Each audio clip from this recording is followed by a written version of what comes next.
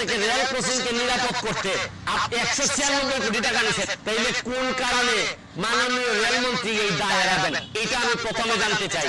মানে এত কোটি টাকা নিলেন, নিয়ে গেটম্যানদের নিরাপত্তা বা গেটের নিরাপত্তার জন্য এই টাকা যে কি করছেন আল্লাহ মাহবুব জানে।